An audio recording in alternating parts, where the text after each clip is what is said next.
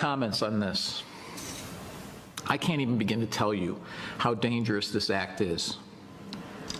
First, it was passed in the middle of the night with 40 minutes to read an 800-page bill, which is unacceptable. As of January 1st, 2023, the following things will go into effect, and people need to be aware of this. It abolishes cash bail for almost every offense.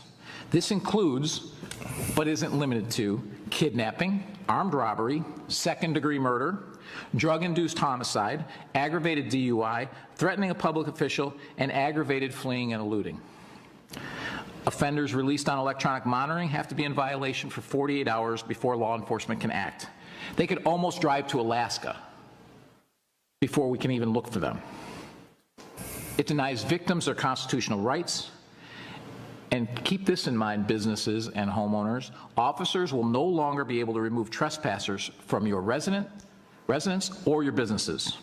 Someone could decide to live in your shed, and all we can do is give them a ticket. You have to decide what level of force is required to remove them and whether or not it's legal. This is a massive threat to the residents of Orland Park, Cook County, and Illinois. I want to remind voters that several elected officials that will be on the ballot in Orland Park voted for this abomination. Senator Michael Hastings, Senator Emil Jones, and Representative Justin Slaughter all voted to put criminals ahead of the safety of law-abiding citizens and police.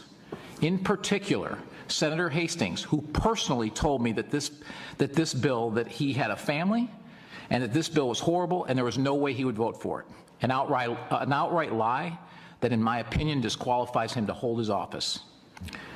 I will gladly cast my vote for this resolution and demand the repeal of the Orwellian-named Safety Act. But it doesn't end here. There is currently a bill in front of the House to remove school resource officers from our schools, which means no resource officer at Sandburg High School. The city of Chicago has already done this. I personally don't want to see the city of Chicago become the standard for how we conduct public safety, because they've abandoned their police officers and abandoned their residents and created a war zone full of criminals. There's also a bill to make fentanyl a misdemeanor in this state.